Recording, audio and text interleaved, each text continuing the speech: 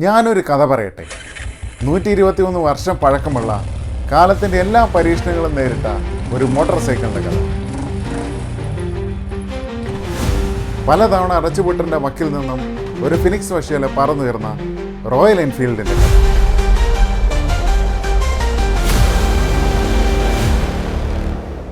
ആയിരത്തി 1851 ഇംഗ്ലണ്ടിലെ റെഡ്ഡിച്ചിൽ ജോർജ് ടൗൺസൺ തയ്യൽ സൂചി ഉണ്ടാക്കാൻ തുടങ്ങിയ ഒരു സ്ഥാപനത്തിൽ നിന്നാണ് ഇന്നത്തെ റോയൽ എൻഫീൽഡ് കമ്പനി ഉണ്ടായത്. 1890 ആയപ്പോഴേക്കും സൈക്കിൾ മാനുഫാക്ചർ ചെയ്യുന്നതിൽ പ്രാവീണ്യമുള്ള ഒരു കമ്പനിയായി ഇത് മാറി.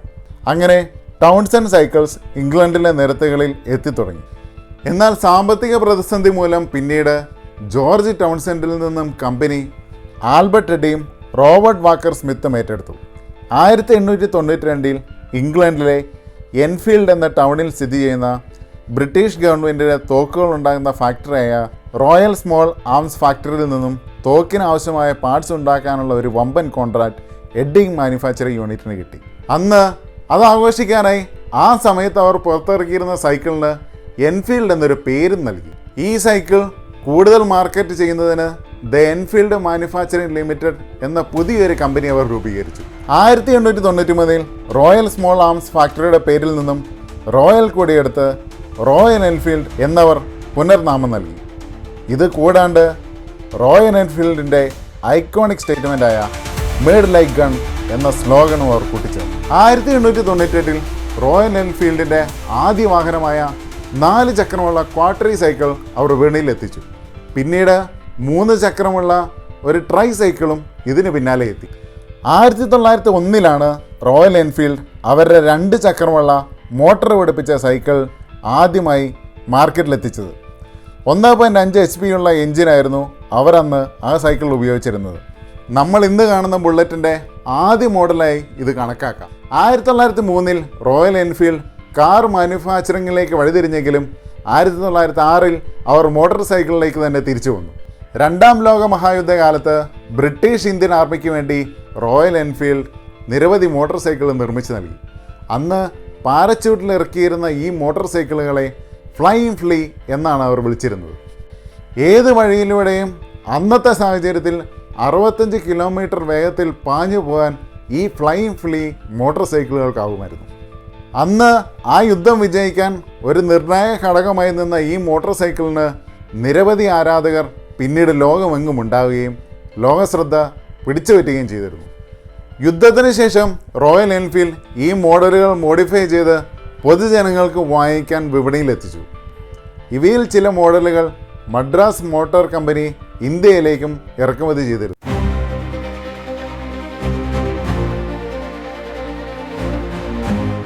ഇന്ത്യക്ക് സ്വാതന്ത്ര്യം ലഭിച്ചതിന് ശേഷം ഇന്ത്യൻ പട്ടാളം അതിർത്തിയിൽ പട്രോളിംഗ് നടത്താൻ അക്കാലത്ത് ഉപയോഗിച്ചിരുന്ന മോട്ടോർ സൈക്കിളുകൾ ട്രയംഫിൻ്റെയും BSAയുടേതുമായിരുന്നു. എന്നാൽ റോഡുകൾ പോലും ഇല്ലാതിരുന്ന ഇന്ത്യൻ അതിർത്തിയിലൂടെ സഞ്ചരിച്ചിരുന്ന ഈ മോട്ടോർ സൈക്കിളുകൾ കംപ്ലൈൻ്റ് ആവുന്നത് വളരെ പതിവായിരുന്നു. പുതിയ മോട്ടോർ സൈക്കിളുകൾ സൈന്യത്തിന് ആവശ്യം വന്നപ്പോൾ വേൾഡ് വാറിൽ ഹീറോ ആയിരുന്ന റോയൽ എൻഫീൽഡിനെ ഇന്ത്യ തിരഞ്ഞെടുത്തു. അങ്ങനെ ഏതാണ്ട് 500 റോയൽ എൻഫീൽഡ് ബുള്ളറ്റുകൾ ഇന്ത്യയിലേക്ക് ഇറക്കുമതി ചെയ്യാൻ ഇന്ത്യൻ ഗവൺമെൻറ് മദ്രാസ് മോട്ടോഴ്സിന് ഓർഡർ നൽകി. അതുവരെ ഉപയോഗിച്ചിരുന്ന മോട്ടോർ സൈക്കിളിനേക്കാൾ കൂടുതൽ ഗുണമേന്മ റോയൽ എൻഫീൽഡിനുണ്ടെന്ന് മനസ്സിലാക്കിയ ഇന്ത്യൻ സേന കൂടുതൽ മോട്ടോർ സൈക്കിളുകൾ വേണമെന്ന് സർക്കാരിനോട് ആവശ്യപ്പെട്ടു.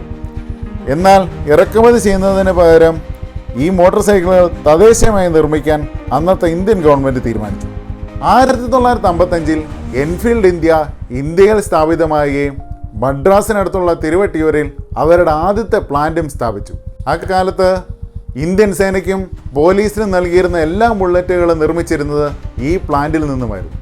ഇതിനിടയിൽ ഇംഗ്ലണ്ടിലെ യഥാർത്ഥ റോയൽ എൻഫീൽഡ് കമ്പനി മറ്റ് കമ്പനികളോട് മത്സരിക്കാനാവാതെ നഷ്ടത്തിലായി അടച്ചുപൂട്ടി. പേറ്റന്റിൻ്റെ തർക്കം മൂലം ഇന്ത്യയിൽ റോയൽ എൻഫീൽഡിന് പകരം എൻഫീൽഡ് ഇന്ത്യ എന്ന പേരാണ് അക്കാലത്ത് ഉപയോഗിച്ചിരുന്നത്. അക്കാലത്ത് ഇന്ത്യയിലെ ഇരുചക്ര വാഹന വിപണി ഭരിച്ചിരുന്നത് ബജാജിൻ്റെ ചേതക് സ്കൂട്ടറുകളായിരുന്നു. മിഡിൽ ക്ലാസിൻ്റെ വാഹനമായിരുന്നു അന്ന് ഈ ചേതക് സ്കൂട്ടറുകൾ. 1962 എൻഫീൽഡ് ഒരു സ്കൂട്ടർ ഇന്ത്യൻ വിപണിയിൽ ലോഞ്ച് ചെയ്തു. അതായിരുന്നു ഫണ്ടാബുലസ്. 173 cc വില്ലേഴ്സ് 2 സ്ട്രോക്ക് എഞ്ചിനായിരുന്നു അവർ അതിൽ ഉപയോഗിച്ചിരുന്നത്.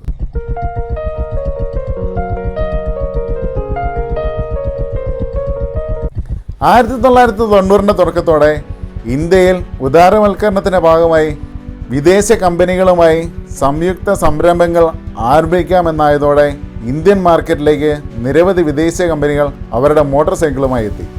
ഇതോടെ സാധാരണക്കാരന് അഫോർഡ് ചെയ്യാവുന്ന പ്രൈസിൽ മോട്ടോർ സൈക്കിളുകൾ വിപണിയിൽ ലഭിച്ചു തുടങ്ങി.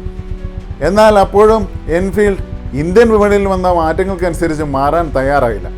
സേനയിൽ നിന്ന് ലഭിച്ചിരുന്ന സ്ഥിര ഓർഡറുകളിൽ അവർ തൃപ്തിപ്പെട്ടു. കൂടാതെ ഓയിൽ ലീക്കും എൻജിൻ പണിയും റോയൽ എൻഫീൽഡിൻ്റെ സ്വീകാര്യത സാധാരണക്കാരുടെ ഇടയിൽ കുറച്ചു. അങ്ങനെ നഷ്ടത്തിലായ റോയൽ എൻഫീൽഡ് കമ്പനി അടച്ചുപൂട്ടലിൻ്റെ വക്കിലായി. മദ്രാസ് മോട്ടോഴ്സ് റോയൽ എൻഫീൽഡിനെ പലതവണ വിൽക്കാൻ ശ്രമിച്ചെങ്കിലും കടത്തിൽ മുങ്ങി നിൽക്കുന്ന കമ്പനിയെ മേടിക്കാൻ ആരും തയ്യാറായിരുന്നില്ല. അങ്ങനെയിരിക്കെ അക്കാലത്ത് ട്രാക്ടർ കമ്പനിയായിരുന്ന ഏഷ്യർ റോയൽ എൻഫീൽഡിൽ നിക്ഷേപം നടത്തി. റോയൽ എൻഫീൽഡിലൂടെ ഇരുചക്ര വാഹന വിപണിയിലേക്ക് കടക്കാമെന്ന് ഏഷ്യർ കണക്കുകൂട്ടി.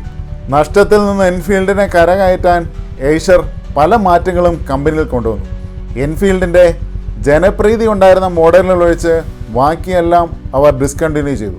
കൂടാതെ അന്നത്തെ വിപണിയിലുണ്ടായിരുന്ന മറ്റ് മോട്ടോർ സൈക്കിളുമായി കമ്പയർ ചെയ്യുമ്പോൾ മൈലേജ് ഇല്ല എന്ന പരാതിക്ക് പരിഹാരമായി അവർ ഇന്ത്യൻ മോട്ടോർ സൈക്കിളിൻ്റെ ചരിത്രത്തിനാദ്യമായി ഡീസൽ ഘടിപ്പിച്ച എൻജിൻ വിപണിയിലിറക്കി. കൂടാതെ പെട്രോൾ എഞ്ചിനുകളിൽ കുറച്ചുകൂടെ റിഫൈൻമെൻറ്റ് നടത്തി പഴയ മൈലേജിനേക്കാൾ കുറച്ചുകൂടി അധികം നൽകാൻ അവർക്ക് സാധിച്ചു. 1994 UK കമ്പനിയുമായിട്ടുള്ള പേറ്റന്റ് തർക്കം അവസാനിക്കുകയും എൻഫീൽഡ് ഇന്ത്യ വീണ്ടും റോയൽ എൻഫീൽഡായി അറിയപ്പെടാനും തുടങ്ങി. നഷ്ടത്തിൽ നിന്നും മെല്ലെ മെല്ലെ കരകയറുമ്പോഴാണ് ഇന്ത്യയിൽ അന്തരീക്ഷ മലിനീകരണം നിയന്ത്രിക്കാനായി പുതിയ മാനദണ്ഡങ്ങൾ ഗവൺമെൻറ് കൊണ്ടുവന്നത്. ഇതോടെ റോയൽ എൻഫീൽഡിൻ്റെ ഡീസൽ എഞ്ചിനുകൾ വിപണിയിൽ നിന്നും പിൻവലിച്ചു. എന്നാൽ ചെറിയ മാറ്റങ്ങളോടെ പെട്രോൾ എഞ്ചിനുകൾക്ക് അന്നത്തെ മാനദണ്ഡങ്ങൾ പാലിക്കാൻ സാധിച്ചു. എന്നാൽ സർവീസിലുള്ള പോരായ്മകളും കൂടുതൽ മൈലേജും നല്ല ടെക്നോളജികളുമുള്ള നല്ല മോട്ടോർ സൈക്കിളുകൾ വിപണിയിൽ എത്തിയതോടെ സാധാരണക്കാർ റോയൽ എൻഫീൽഡ് മേടിക്കാൻ വിമുഖത കാട്ടി.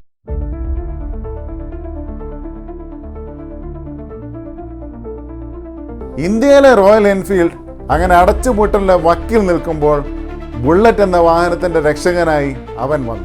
ഏഷ്യർ കമ്പനിയുടെ ഉടമസ്ഥനായ വിക്രമലാലിന്റെ മകൻ സിദ്ധാർത്ഥ് ലാൽ. അദ്ദേഹത്തിന് ബുള്ളറ്റ് പ്രേമികളുടെ ഇടയിൽ മറ്റൊരു പേരുണ്ട്, the reviver of royal Enfield. യാത്രയെയും ബുള്ളറ്റിനെയും ഏറെ സ്നേഹിച്ചിരുന്ന സിദ്ധാർത്ഥ് അന്ന് ബുള്ളറ്റിന്റെ ഉപഭോക്താക്കൾ നേരിട്ടിരുന്ന പ്രശ്നങ്ങൾ മനസ്സിലാക്കി അതിന് പരിഹാരം കൊണ്ടുവരാൻ ശ്രമിച്ചു. അതിലൊന്നായിരുന്നു ഇലക്ട്രിക് ഇഗ്നിഷൻ. ബുള്ളറ്റിന്റെ മാരകമായ ബാക്ക് കിക്കുകൾ അന്ന് പലർക്കും ഒരു പേടി സ്വപ്നമായിരുന്നു. അങ്ങനെ ഇലക്ട്രിക് ഇഗ്നിഷനിലൂടെ റോയൽ എൻഫീൽഡിന്റെ ആദ്യത്തെ മോഡലായ ഇലക്ട്ര വിപണിയിലെത്തി. യമഹയുടെ RS100ഉം ഹോണ്ടയുടെ CBRഉം എല്ലാം അടക്കി ഭരിച്ചിരുന്ന 2000കളിൽ എൻഫീൽഡിനെ കയറ്റിക്കൊണ്ടുവരിക എന്നുള്ളത് ഒരു ബാലികേറാ മലയായിരുന്നു. അങ്ങനെ സിദ്ധാർത്ഥ് ഒരു ആഡ് ക്യാമ്പയിൻ്റെ തുടക്കം കുറിച്ചു. അതിലൊന്നായിരുന്നു everybody makes way for the bullet.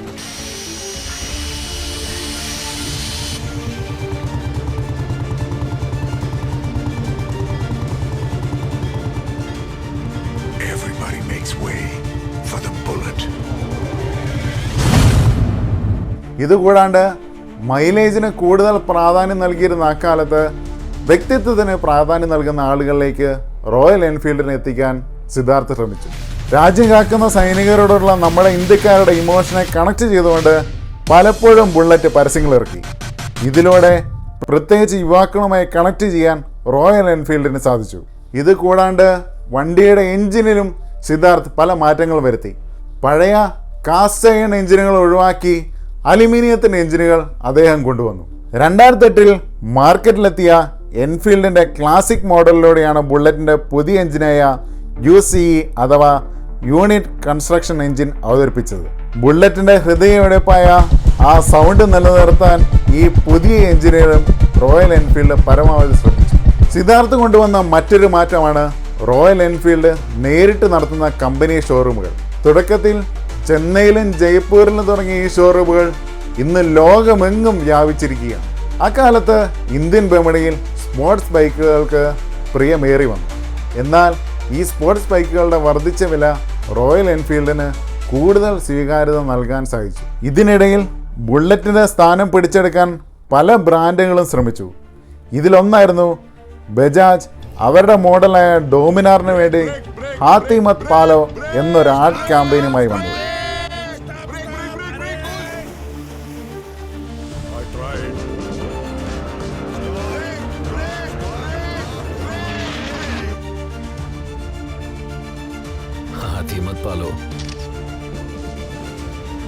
എന്നാൽ റോയൽ എൻഫീൽഡ് സിംഹാസനം ഒട്ടും തന്നെ ഇളക്കാൻ അവർക്കായില്ല. കൂടാതെ റോയൽ എൻഫീൽഡിൻ്റെ പരസ്യങ്ങളിലൂടെ യാത്രകളെ സ്നേഹിക്കുന്ന ബുള്ളറ്റ് എന്നൊരു ഇമേജും റോയൽ എൻഫീൽഡ് നേടിയെടുത്തു. ഒരു ബുള്ളറ്റും എടുത്ത് അങ്ങ് ഹിമാലയം വരെ പോകുന്നത് പല യുവാക്കളുടെയും സ്വപ്നമായി മാറിയത് ഈ പരസ്യങ്ങളിലൂടെയാണ്. 123 വർഷങ്ങൾക്ക് മുമ്പ് ഇംഗ്ലണ്ടിൽ ജനിച്ച് ഇന്ത്യയിൽ തൻ്റേതായ ഒരു സ്ഥാനമുറപ്പിച്ച ലെജൻഡറി കമ്പനിയാണ് റോയൽ എൻഫീൽഡ്. ഇനി എത്ര പുതിയ കമ്പനികൾ ഇന്ത്യൻ വിപണിയിൽ വന്നാലും ബുള്ളറ്റ് അതൊരു വികാരമാണ്.